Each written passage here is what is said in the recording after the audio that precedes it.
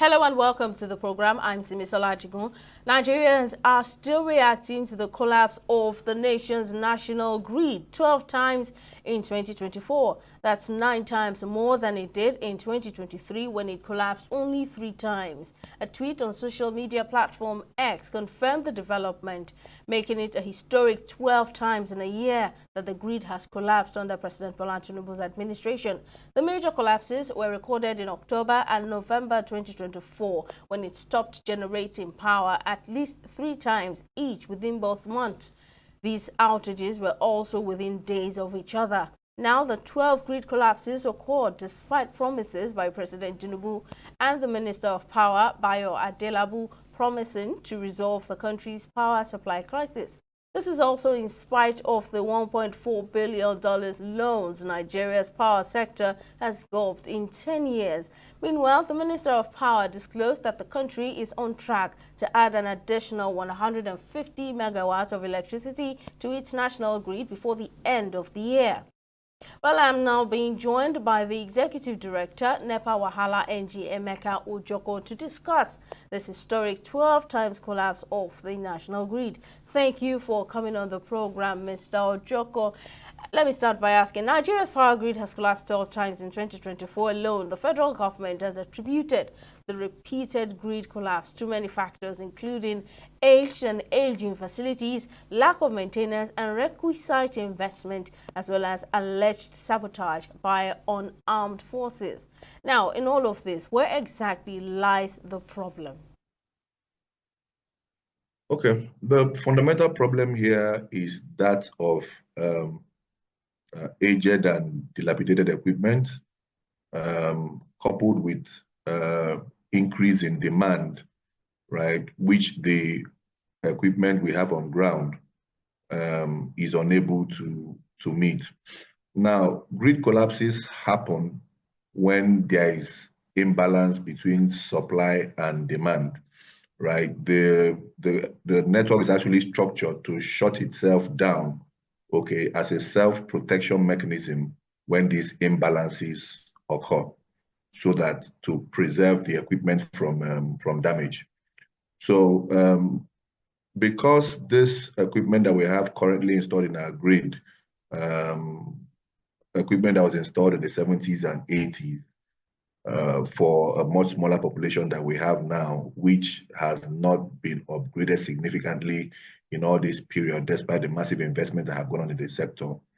So whenever there is an imbalance in the demand, when for any reason from the side of the generating companies, there is one of the plants goes offline, or there's a surge in demand, whatever, for various reasons, that this could occur, the grid just shuts down. Okay, so as I said when I was interviewed in one of the programs recently, we should expect more of these things over the coming months, except there is a significant upgrade in our transmission and distribution infrastructure. Okay, these collapses will be more of the norm than the exception. Well, you would recall that before now there had been countless appeals to the government for a thorough investigation into the matter, into this matter of this incessant collapse of the national grid. However, the problem keeps recurring. What is the government failing to do, to address this challenge head on? Our transmission infrastructure is old. It needs to be upgraded. Right now, we have installed capacity of the total installed capacity for our generating companies is about 13,000 megawatts, right? But consistently, we see only between 3,000, 4,000, at most the high of 5,000, 5,400 megawatts that are being wheeled out consistently on a daily basis. And even this amount of energy, the grid cannot adequately provide for the distribution among the various customers. So the solution is known to the government. It doesn't require any form of investigation. They need to invest significant resources in upgrading the distribution and transmission infrastructure. That's all.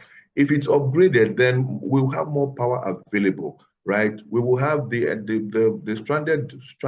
Well, when I say stranded, I mean power that is available that can be generated, but which the discos cannot send out because the grid cannot carry it. More of this power can be evacuated into the system so that we can have more power available. But the resources to revamp the infrastructure, government says it's not, that the money is not there. I don't have insight into the workings of the Ministry of Finance and all that to know what their specific challenges are. But by and by, we've seen massive investment, right from Obasanjo's administration. How much that they told us was invested in the electricity sector, but we are not. We hear those stories, but we are not seeing the resultant effects. We're not seeing it, right? For all the money that we've been told that we put into the sector, I mean, what are we talking about? The discos who are supposed to also invest monies in upgrading their own distribution network, about metering, right? The revenue shortfall that they're complaining about can only be resolved via extensive and total metering of all customers. But till today, more than 80% of the customers on the grid are unmetered, so the discos keep posting losses. And with these losses, where would they get the monies to upgrade their distribution networks?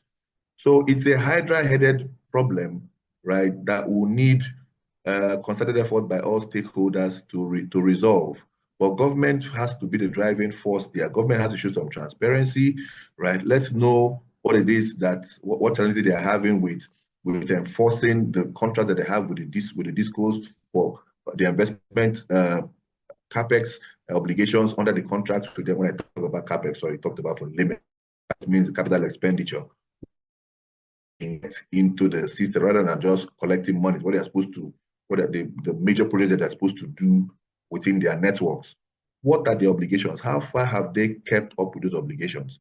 People have talked about terminating the discos contracts. It doesn't happen like that, right? These are ironclad contracts that the government has signed with them for long periods of time. And if the government decides to terminate today, the exposure will be mind-boggling. It may far exceed what they're talking about in their P&ID case, right? So as I say, it's a hydra. It's a multifaceted issue, and all stakeholders have to come together in a transparent manner, right, to show us what is being done about resolving these problems that we have that are dogging our everyday lives. These persistent blackouts have raised critical questions about Nigeria's development trajectory and its ability to deliver basic services to its citizens. And with this frequent collapse of the national grid, what do they portend for the nation's development? It doesn't augur well. No economy can run effectively with the kind of power, energy supply that we have in Nigeria. Energy is the bedrock of any society. Industries, businesses all function on cheap and available power. And when businesses have to rely on alternative and much more expensive means of power, then the ripple effect on the citizens, or ripple effect on goods and services will be felt by the populace of that country. Goods and services will be much higher, and then with the current economic climate in Nigeria, with the current inflationary trends that we are seeing in the economy, life will be much harder for the citizens. The government just recently increased the minimum wage to 70,000 naira. I'm not sure what level of compliance we have had all around the country. Only a few states have implemented those. But for the informal sector, what are the mechanisms for monitoring and ensuring that this minimum wage is also paid in non-governmental circles? So the the government is doing what they think is best, but if our power supply continues along this trajectory, it'll be very, very difficult for us to witness the kind of economic growth that we need to see in this country. Production will be stifled. We've seen the manufacturers who are complaining to high heavens about the kind of bills that they're having to pay based on Band A tariff classification. It's an aberration. You find that in most electricity markets around the world, you find that the industrial sector, the manufacturing sector, that they typically pay lower tariffs than what residences or other businesses pay, right? Because they are heavy users. Typically, heavy users, the law of demand and supply. When someone is making when with increased demand, the price of commodities are supposed to drop. So when you're taxing the heavy users like this, more or less you are subsidizing consumption instead of production, right? It's a problem. It's a problem. It's a mindset issue with the government, which is not helping us at all, right? Businesses should be able to get employers of labor should be able to get cheaper electricity, right?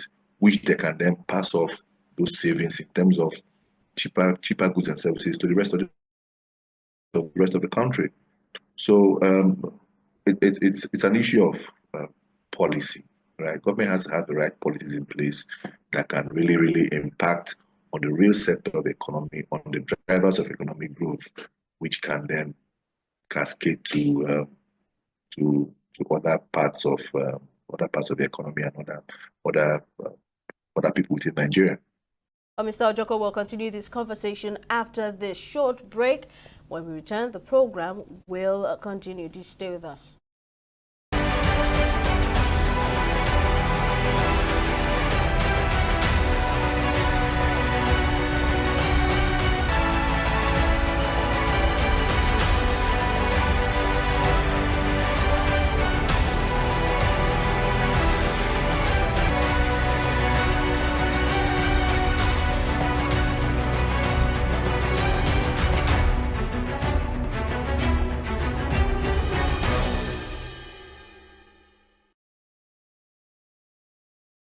Welcome back. We're still discussing the historic 12 times collapse of the nation's national grid in 2024 alone. And my guest is still the Executive Director, NEPA Wahala, NG Emeka Ojoko. Thank you for staying with us, sir. Now let's continue the conversation. Just recently, the Minister of Power, Adebayo Adelabu, disclosed that the country is on track to add an additional 150 megawatts of electricity to its national grid, or through the national grid, before the end of this year. How much impact will this have in addressing the unending grid collapse challenge in the country? We've had so many promises from that gentleman. I will believe it when I see it. We've seen so many promises from the gentleman you just mentioned, and little performance on those promises. Right? We are going to wheel out that amount of power into the system for fine and good, right? But at the heart of it is this: that if it's being pushed out, and then you have increased power availability, and then more people, because the cost of power depending on the ability. So maybe those who are now on bands B and C, as the case may be, may now be boosted into band A, and they're paying higher costs, right? So the electricity value chain may make more money, but at the end of the day, it's pushed back on us as people of this country. We're the ones who are going to be paying higher cost for power, right? The heat in Nigeria now is humongous. If higher power is going to further boost inflation in the what's the benefit to the common man? What's the benefit? The little money in your pocket that would only go so far. It has less purchasing power, while you have more power available to you, right? So if an average household that maybe on band B, right, maybe paying maybe 70,000 naira every month for power, and then you suddenly find yourself paying 200,000. How do you cope? How do you cope? So these are the intricacies in the sector, right, that the minister has to balance properly. So while we're thinking about, okay, let's be having more power available by the end of this month, and as I said, I'll believe that when I see it.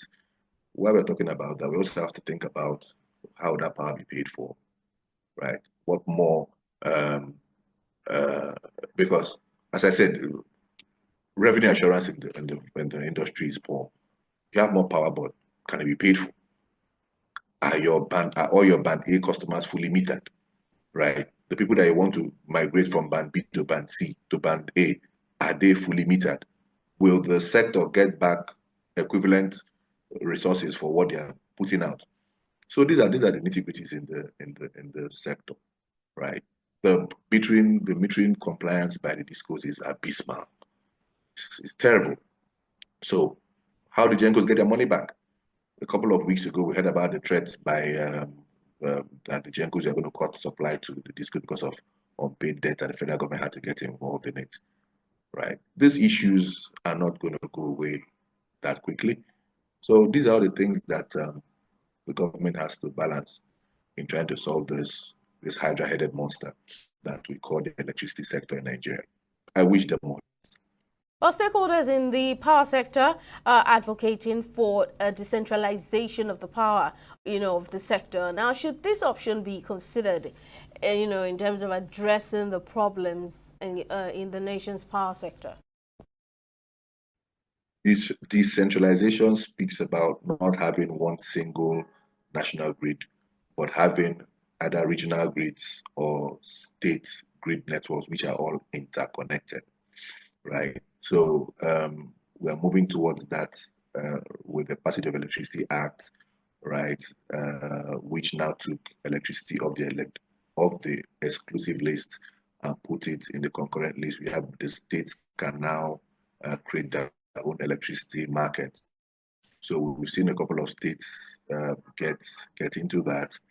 We had the regulator has passed control of those markets to those states. There will be teething problems, right, in the transfer of, even though regulatory control has been transferred, but I see so many challenges ahead.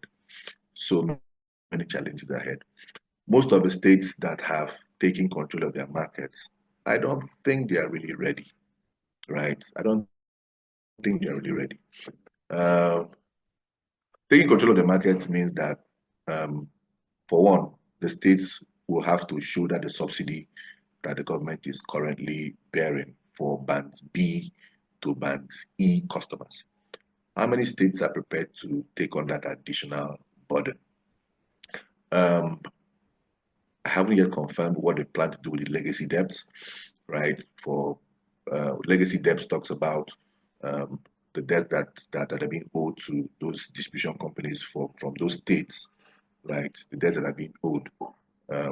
How would those debts be addressed? I'm sure the states would have pushed at the federal government, but more debts are going to keep accruing, right? The DisCos typically, if you look at their reports, typically their collection is far less than what the power that they've supplied. They call those their AT, C, and C losses. It's aggregate technical, commercial, and collections losses, right? Their losses, particularly in the eastern, southern states, right? Well, let me say, particularly the entire country, apart from the Lagos state, where we had Eco Electric and Ikeja Electric typically post. Sometimes they even collect more than they've put out, right? But their collection losses are the least in the industry, in the entire industry. Now, Lagos State is about the only state, in my view, which is able, right, to ensure that demand equates supply. They are the ones who have the industrial base, right, that can sustain the electricity market. Every electricity market is sustained by the industrial manufacturing base, not the commercial or your state. We had industries in those states that can serve as the bedrock for the electricity market in those states. They're not there. So we are looking at potential problems down the line. With the DisCos not able to pay the GenCos, the generating companies, for the power that they have received, right? And the state governments having to allocate their own already scarce resources to settling that backlog. So while yes, if we have decentralized grid, right, it could help to take some of the burdens of the federal government, which is what the federal government is looking to do. But it still creates a problem which will still blow back to the federal government about how to manage when the citizens of the states start crying out because of the challenges that they're experiencing in those states with their regional or state governments power handling of the power sector in those states. So yes, other nations, other countries, India, the USA, the UK, they have a decentralized electricity grid. But is Nigeria really ready for it? Are the states ready for it? Those are the questions that must be answered before we move forward. Well, we're already moving forward on it, but before other states jump on the bandwagon of taking control of their electricity markets as it's being done right now.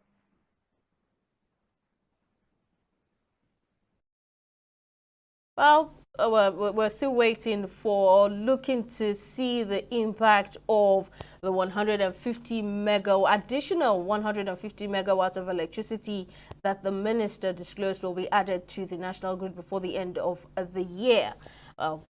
Let's see how that goes. Well, Executive Director, NEPA Wahala NG Emeka Ojoko, we really appreciate your time and your contributions on this topic on the program. Thank you very much for your time. Well, that's it on the program. We thank you for staying tuned. Bye for now.